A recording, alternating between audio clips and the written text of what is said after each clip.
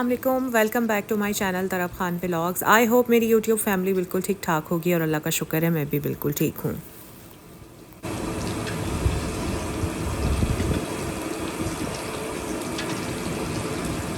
पिछले 3-4 दिन से ना मेरी डाइटिंग का बिल्कुल सत्यानाश हुआ है, टोटली हशर हुआ है।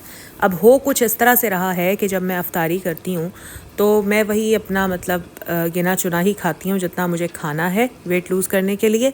उसके बाद मैं अपनी एक्सरसाइज भी करती हूँ।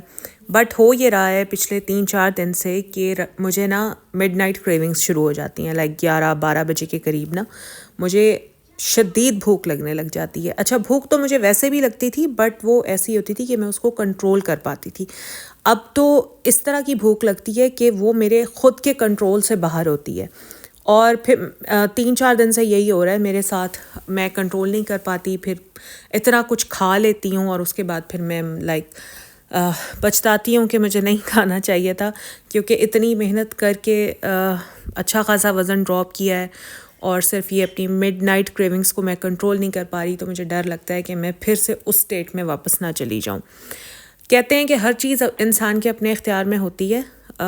मेरा ख़्याल है कुछ चीज़ें ऐसी होती हैं जो इंसान के कंट्रोल से बाहर होती हैं। जैसे इस वक्त मैं ख़ुद को बेबस फील कर रही हूँ। अभी मुझे फिर क्रेविंग्स शुरू हो गई थी तो मैंने सोचा कि ऐसा करते हैं कि मैं चाय पी लेती हूँ। अच्छा, अभी आप लोग कहेंगे कि आप फ्रूट खा लेती हैं, आप ड्राई फ्रूट ये वो। मैं हर चीज़ से ना लिटरली अब मैं पक गई हूँ। मुझसे ना फ्रूट खाया जाता है ना ड्राई फ्रूट खाया जाता है। मेरा दिल करता है अब मैं जंक खाऊँ, मैं रोटी खाऊँ, मैं नान खाऊँ, मैं चने खाऊँ।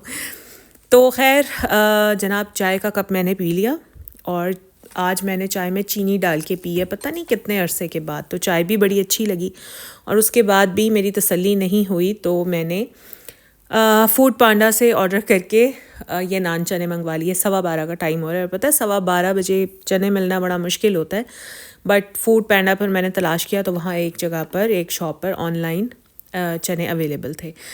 अब इतना गर्मा गर्म नान, और नान की शक्ल पता नहीं मैंने कितने अरसे बाद आज देखी है। और चने, मैं आपको बताऊं, ये जो चने हैं ना, कोफ्ता चने, अंडे चने, मुर्ग चने, ये सब मुझे बहुत पसंद हैं। बट मैं वही अपनी हेल्दी ईटिंग की वजह से या अपनी डाइटिंग की वजह से नहीं खा रही थी।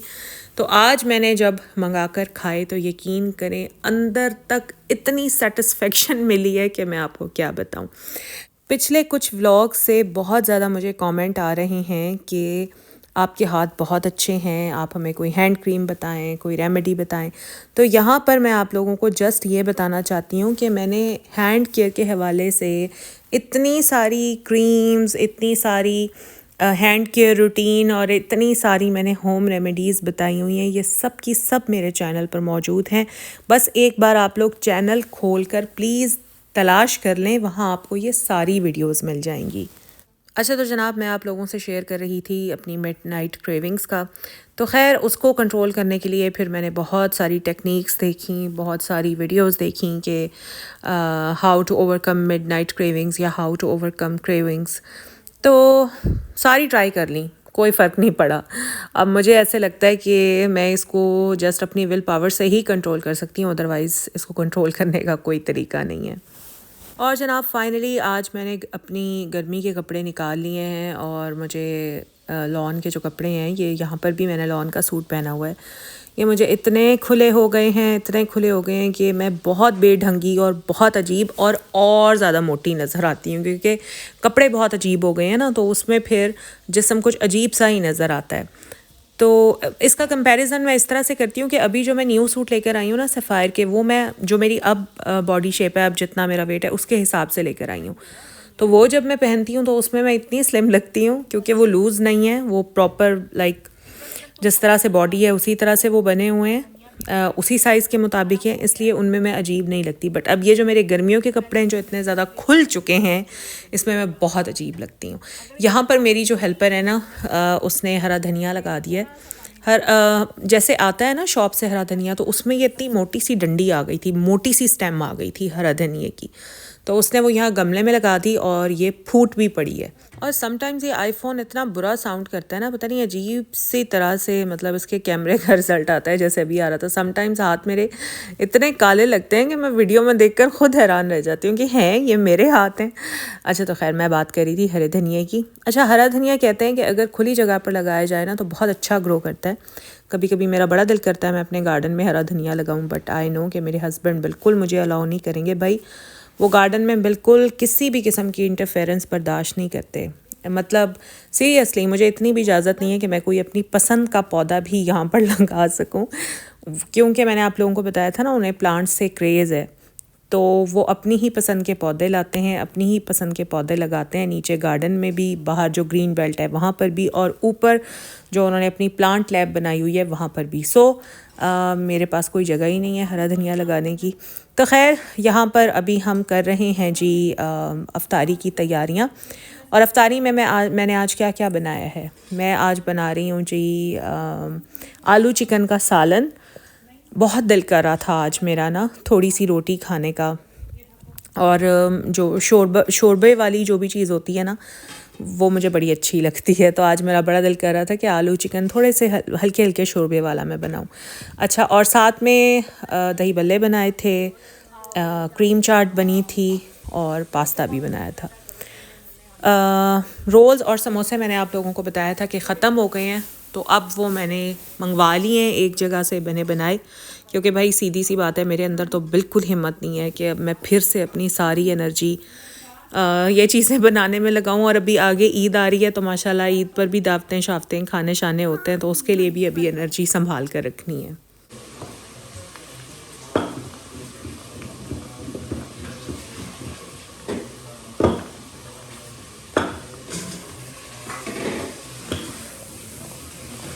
अच्छा तो आज के व्लॉग में ना मैं आपको दूंगी चिकन पकौड़ा की रेसिपी, बट चिकन पकौड़ा की फटाफट लेकिन बहुत ही मज़ेदार किस्म की रेसिपी। आप लोग ज़रा यूट्यूब पर तलाश करें चिकन पकौड़ा की। उफ़ल्ला इतनी कोई मुश्किल रेसिपीज़ दी हुई हैं, मतलब बंदा जब रेसिपी देखता है ना तो कहता है छोड़ो हमें क्या ज़रूरत है इतनी मेहनत करने की, इतना खपने की, बाहर से ही ले लेते हैं। बट आज मैं आपको इस रेसिपी को बहुत ही आसान वे में बताने वाली हूँ। तो जनाब रेसिपी नोट कर लें और ज़रूर बनाएं और मुझे ज़रूर फीडबैक दें। अच्छा जी।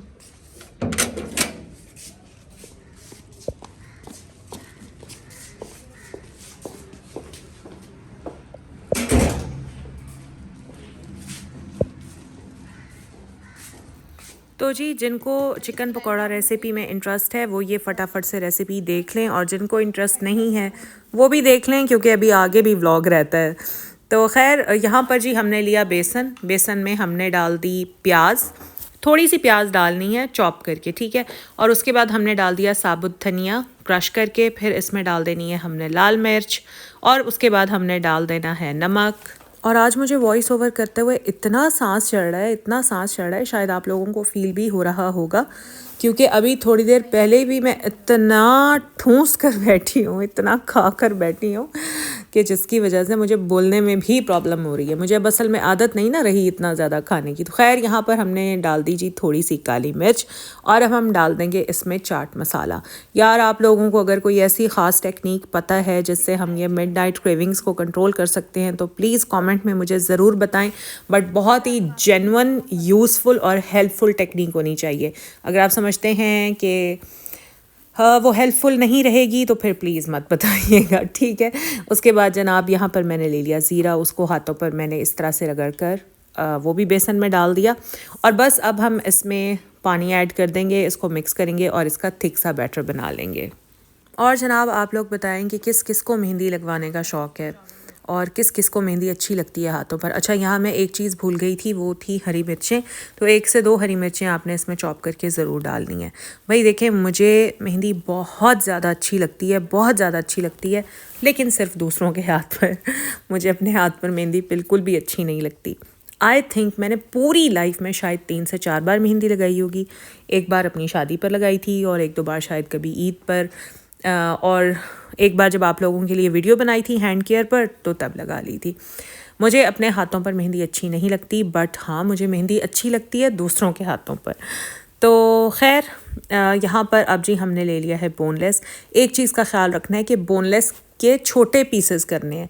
अगर बड़ी बड़ी बोटियाँ आप बोनलेस की दे देंगे ना, जैसे चिकन वाले दे देते हैं बोनलेस की बड़ी बड़ी बोटियाँ करके, तो उसके आपने पकौड़े नहीं बनाने, क्योंकि आपका चिकन गलेगा ही नहीं। बाहर से आपको लगेगा पकौड़ा बन चुका है बट अंदर से चिकन कच्चा होगा। सो छोटे छोटे पीसेस चिकन के लेने हैं, उसको बेसन में आपने अच्छी तरह से मिक्स कर लेना है। बस फिर एक एक बोटी उठाते जाएं, ऑयल में डालते जाएं और फ्राई करते जाएं। यार क्या मज़े के बने थे चिकन पकौड़े, क्या मज़े के बने थे। ट्राई कीजिएगा। जैसे आप लोगों को मेरी बाकी रेसिपीज़ पसंद आई हैं, इंशाल्लाह ये रेसिपी भी आपको बहुत पसंद आएगी।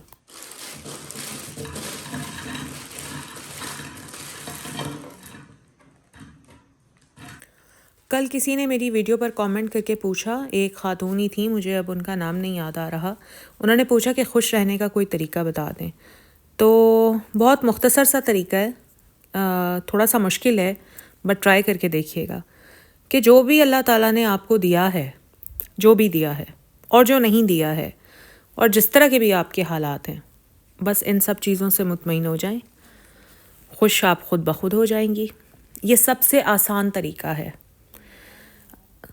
सब्र और शुक्र, हर हाल में सब्र करें और हर हाल में अल्लाह का शुक्र अदा करें, तो इससे आप खुश रहना खुद ही सीख जाएंगी।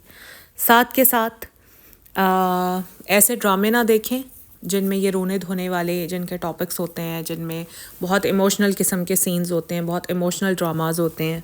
ऐसी मूवीज़ ना देखें जिनमें इमोशनल ड्रामा होता है, सारे का सारा रोना धोना ये वो। और न्यूज़, ऐसी न्यूज़ ना देखें जिनसे आपको स्ट्रेस होता हो। कोशिश करें ऐसे ड्रामे देखें जो आपको हंसाएं, ऐसी फिल्में देखें जो आपको हंसाएं, फ़नी मूवीज़। और ख़बरें तो ना ही सुने तो ही बेहतर है। यूट्यूब, टिकटॉक, इंस्टाग्राम पर ये जो शॉर्ट्स या रील्स आती हैं इमोशनल किस्म की, वो मत देखें। किसी के ऐसे दुख ना सुने जिनसे आपको अपने दुख याद आ जाएं, क्योंकि अगर दुखों को हम याद करते रहते हैं ना, तो फिर हम उन्हें कभी भूल ही नहीं पाते। ज़्यादातर अपने आप को ना क्रिएटिव चीज़ों में डालें, क्रिएटिव चीज़ें देखें यूट्यूब पर, इंस्टाग्राम पर, क्रिएटिव चीज़ें देखें। ये जो इस तरह के इमोशनल ड्रामे होते हैं इनसे दूर रहें, वरना फिर आप कभी खुश नहीं रह सकेंगे।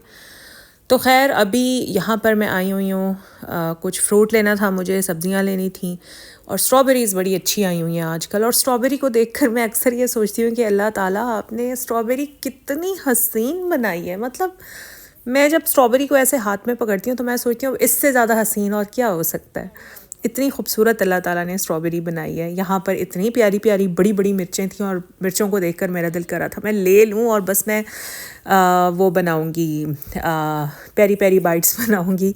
तो लेकिन कल मुझे थोड़ा सा काम है, तो कुकिंग का काम मैं कल इतना ज़्यादा नहीं करने वाली। सो अभी मैं मिर्चें नहीं ख़रीदूँगी, बट परसों आकर ख़रीदूँगी, प्यारी प्यारी बाइट्स बनाऊँगी, फिर आपके साथ रेसिपी भी शेयर करूँगी आसान वाली।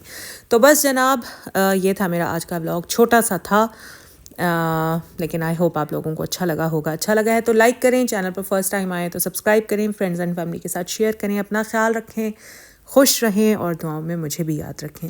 अल्लाह हाफिज़।